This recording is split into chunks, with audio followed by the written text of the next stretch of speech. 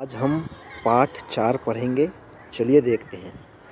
गम गच्छ का अर्थ जाना, परंतु उससे पूर्व लगाने से आगम उसी का अर्थ आना हो जाता है। अब जैसे कुछ शब्द दिए गए हैं।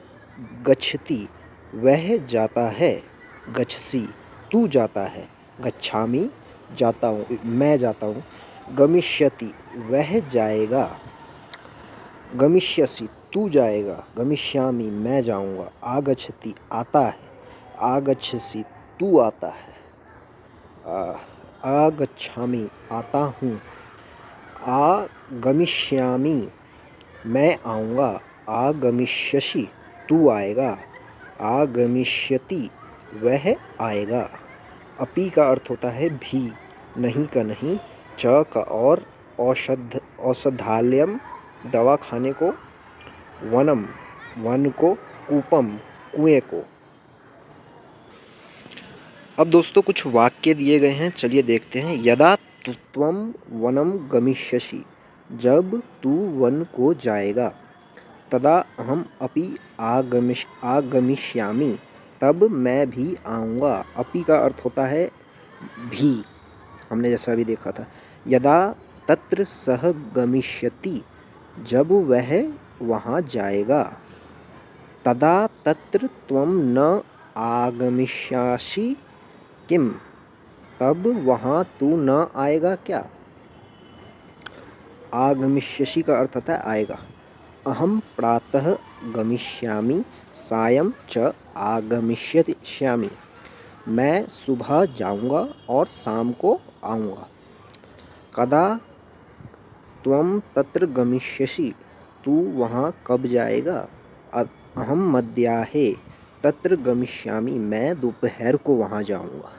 यदि त्वं गमिष्यसि, यदि त्वं गमिष्यसि अगर तू जाएगा, सह अपि न आगमिष्यति वह भी नहीं आएगा। अब कुछ और शब्द दिए गए हैं, चलिए देखते हैं।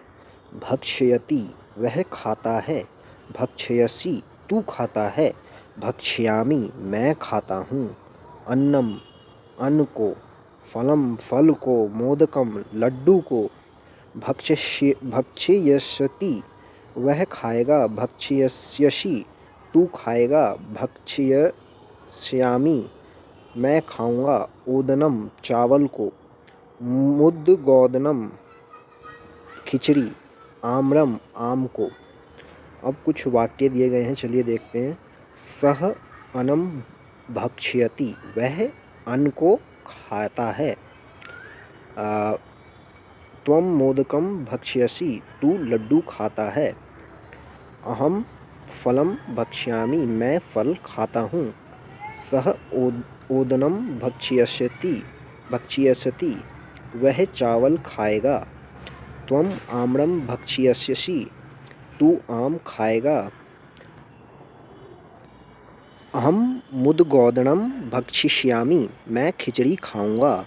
यदि सह वनम प्रातः गमिष्यति अगर वह वन को प्रातः काल जाएगा, तर्हि आम्रम भक्षयिष्यति तो आम खाएगा, अहम तत्र गमिष्यामि फलम च भक्षिष्यामि मैं वहाँ जाऊँगा और फल खाऊंगा, सह गृहम गमिष्यति मोदकम च भक्षिष्यति वह घर जाएगा और लड्डू खाएगा।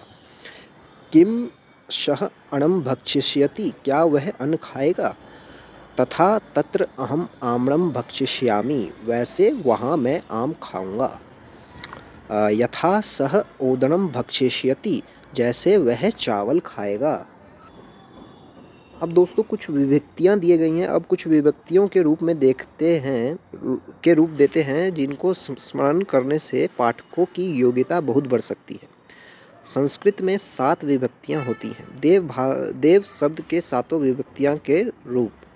प्रथमा देवः देव ने, हिंदी में अर्थ दिया गया है देवम देव को, देवेन देव के द्वारा, ने से, देवाय देव के लिए, देवात देव से, देवस्य देव का की के, देवे देव में, देव हे देव।